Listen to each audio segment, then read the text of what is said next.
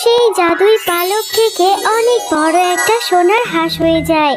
আরে মিনা, ববি, এই সোনার হাঁসের মধ্যে তো দেখছি সবকিছুই সোনা, সোনার ডিম, এত সোনা।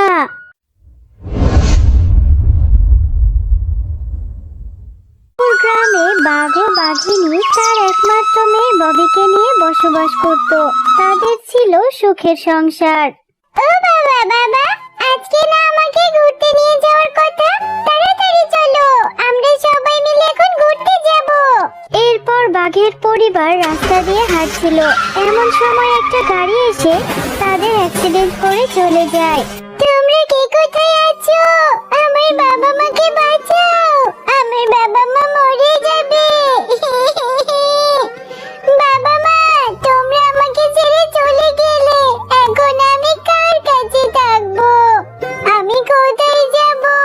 তোমরা ছাড়া যে আমার কেউ নেই। মা ববি, তোর বাবা মা মরে গেছে, তাতে কি হয়েছে? আমি তো আছি। তোর মামা যতদিন আছে ততদিন তোকে দেখে রাখবে। মা, তুই আমার সাথে চল। একা একা এই বাড়িতে কি করে থাকবি? মামা, ও মামা, আমি আমার বাবা মার কাছে যাব। বাবা মার কথা খুব মনে পড়ছে। আমার বাবা মা কেন আমাকে রেখে চলে গেল? ববি, মা, তোমার মা বাবা নেই তাতে কি হয়েছে? আমরা তো আছি। আমি তোমাকে মায়ের আদরেই বড় করব। তুমি আমার সাথে চলো। হ্যাঁ মামি, আমি বাড়িতে একা একা কি করে থাকবো? আমার যে ভীষণ ভয় লাগে। আমাকে তোমাদের সাথে নিয়ে যাও, আমি তোমাদের সাথে চলে যাব। এরপর ববি তার মামা মামির সাথে তার মামার বাড়িতে চলে যায়। আর তার মামার মেয়ে ছিল খুবই দুষ্টু এবং হিংসুটে। সে ববিকে দেখেই ভীষণ রেগে যায়। মা, এই মেয়েটাকে, তুমি এই মেয়েটাকে কেন এনেছো? ওকে আমার একদমই সহ্য হচ্ছে না, ওকে দেখতে ইচ্ছে করছে না। মা টিনা, ও তোমার ফুপির মেয়ে, ওর বাবা মা মরে গেছে। ও অনেক ভালো মেয়ে, ওর সাথে মিলেমিশে খেলা করবে। এখন থেকে তুমি মনে করবে ও তোমার আপন বোন। যদি কখনো ওর সাথে দুষ্টুমি করেছো তাহলে কিন্তু তোমাকে আমি দুষ্টুমির জন্য শাস্তি দেব। ও কখনোই আমার বোন হতে পারে না মা, ওকে বাড়ি থেকে বের করে দাও। আর ওর জন্য আমাকে শাস্তি পেতে হবে? ওর সাথে আমি কখনোই খেলবো না। আরে এই মেয়ে, তুই আমার বিরিয়ানি খাচ্ছিস কেন? বিরিয়ানি আমার অনেক পছন্দ। বিরিয়ানি আমার মা আমার জন্য রান্না করেছে। তোকে আমি এই বিরিয়ানি খেতে দেব না। তুমি আমার সাথে এমন করছো কেন বোন? আমি তো তোমার বোন হই, তুমিও আমার সাথে বিরিয়ানি খাবে। আসো আসো। আমি কখনোই তোকে বিরিয়ানি খেতে দেব না। এই বিরিয়ানি আমার, আমি এটা নিয়ে চলে যাব। এরপর টিনা ববি থেকে বিরিয়ানি নিয়ে চলে যায়। আমার যে খুব খিদে পেয়েছে। বোন আমার থেকে বিরিয়ানি নিয়ে চলে গেল। আমার বাবা মা নেই বলে আমাকে কেউ ভালোবাসে না। কি রে মা ববি, এভাবে কাঁদছিস কেন? কি হয়েছে তোর? মামি, বোন আমার থেকে আমার বিরিয়ানিটা নিয়ে চলে গেছে। বোন আমাকে বিরিয়ানি খেতে দেবে না। আমার যে ভীষণ খিদে পেয়েছে। বোন আমাকে একদমই সহ্য করতে পারে না মামি। ও আচ্ছা টিনা, তাহলে তোকে বিরিয়ানি খেতে দেয়নি, এর জন্য ওকে শাস্তি ভোগ করতে হবে। আমি এক্ষুনি গিয়ে ওকে বোঝাচ্ছি। এই মেয়েটা যে কবে ভালো হবে একদমই ববিকে সহ্য করতে পারে না। এরকম বদমেজাজি স্বভাবের জন্য আমি কোথাও গিয়ে শান্তি পাই না। টিনা, আমি ববিকে বিরিয়ানি খেতে দিয়েছি আর তুই ববি থেকে বিরিয়ানি নিয়ে এসেছিস। তুই ওর সাথে এমনটা কেন করলি? এর জন্য তুই বাড়ি থেকে বেরিয়ে যাবি। বাড়ির উঠোনে গিয়ে কান ধরে দাঁড়িয়ে থাকবি। তুমি ওই মেয়েটার জন্য আমাকে বাড়ি থেকে তাড়িয়ে দিচ্ছ মা। আমি কখনো এটা ভুলবো না। ওই মেয়েটাকে আমার সহ্যই হয় না। ও আসার পর থেকে তুমি আমাকে একদমই ভালোবাসো না। আরে তোর এই বদমেজাজ নিয়ে আর পারি না। তোকে যেটা বলেছি সেটাই কর, এক্ষুনি বেরিয়ে যা বলছি। এরপর টিনা বাড়ি থেকে রাগ করে বেরিয়ে যায়। আর বাড়ি থেকে বেরিয়ে সে রাস্তার মোড়ে কান ধরে দাঁড়িয়ে থাকে। আরে এই সেবার দুষ্টু মেয়েটাকে দেখছি কান ধরে রাস্তায় দাঁড় করিয়ে রেখেছে। বেশ হয়েছে, এত দুষ্টু মেয়েকে শাস্তি দেওয়াই উচিত। বোন বোন, তোমার হাতে ওগুলো কি? ওগুলো তো মনে হচ্ছে মিষ্টি। আমার যে মিষ্টি খেতে বেশ ভালো লাগে। আমাকে একটা মিষ্টি দাও না ওখান থেকে।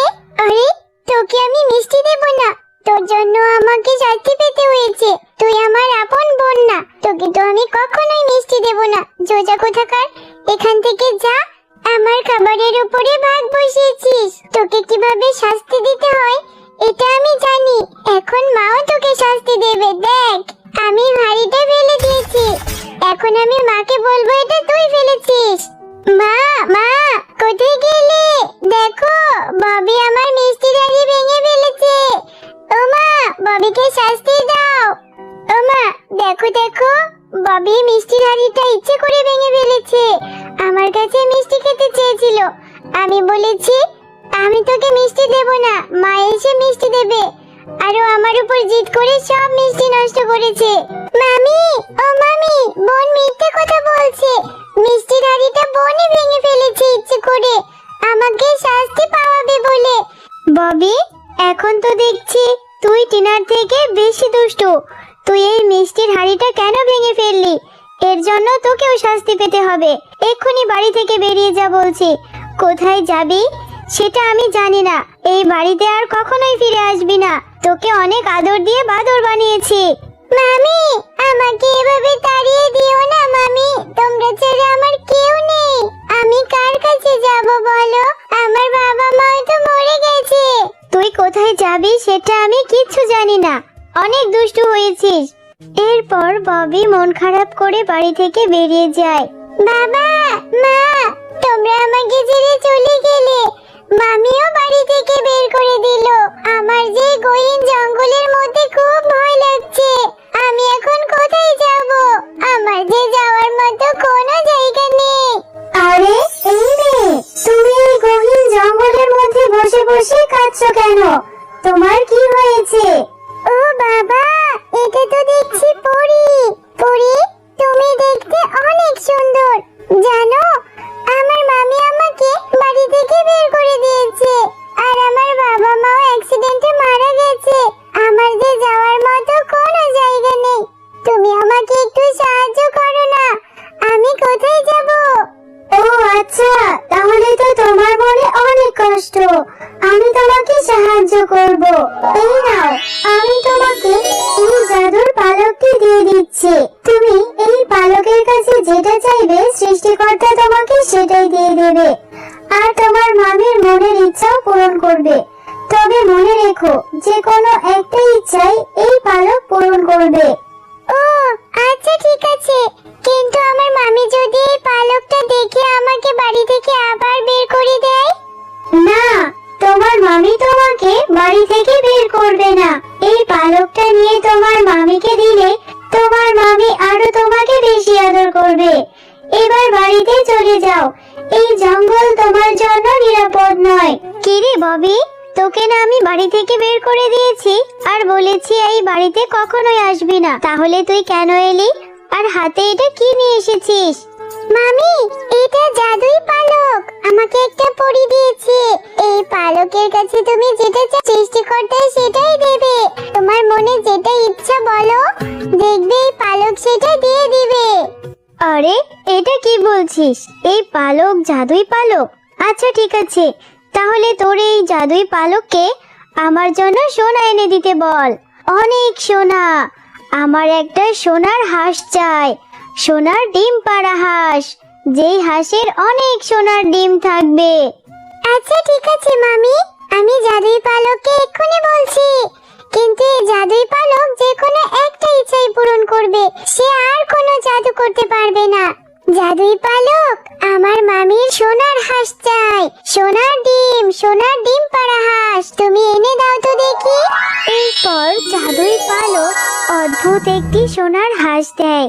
মামি, দেখো দেখো, সত্যি একটা সোনার হাঁস হয়েছে। আর এই হাঁসের মধ্যেই হয়তো সোনার ডিম পাওয়া যাবে।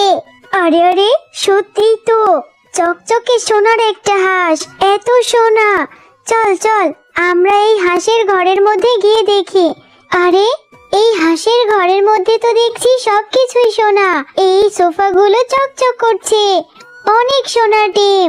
আমরা তো এখন কোটিপতি হয়ে যাব। মামি, তুমি তো এখন অনেক সোনা পেয়েছো। তুমি এখন আর আমাকে বাড়ি থেকে বের করে দেবে না বলো? না রে মা, আমি আর কখনোই তোকে বাড়ি থেকে বের করে দেব না। এই সবকিছু তোরই। এই সবকিছু তুই ভোগ করবি রে মা। তোর সরল মনের জন্যই সৃষ্টিকর্তা তোকে এত উপহার দিয়েছে। এখন থেকে আমি আর তোকে কখনোই শাস্তি দেব না। হ্যাঁ বোন, তুমি অনেক ভালো। আমি আমার ভুল বুঝতে পেরেছি। এখন থেকে আমিও তোমাকে ভালোবাসবো। দুই বোন মিলেমিশে থাকবো। আমি আর কখনো তোমার সাথে দুষ্টুমি করব না। হ্যালো আমার ছোট্ট বন্ধুরা, আজকের কার্টুনটা যদি তোমাদের মুখে টুকটুক হাসি আনে তাহলে সাবস্ক্রাইব বাটনটায় টিপ দিও। লাইক দিতে কিন্তু ভুলবে না, ওটা দিলে আমি খুব খুশি হই। আর নতুন নতুন মজার কার্টুন দেখতে চাইলে বেল আইকনটা টিং টিং বাজিয়ে দিও। ভালো থেকো, হাসি খুশি থেকো। আমি আবার নতুন কার্টুন নিয়ে আসছি তোমাদের জন্য।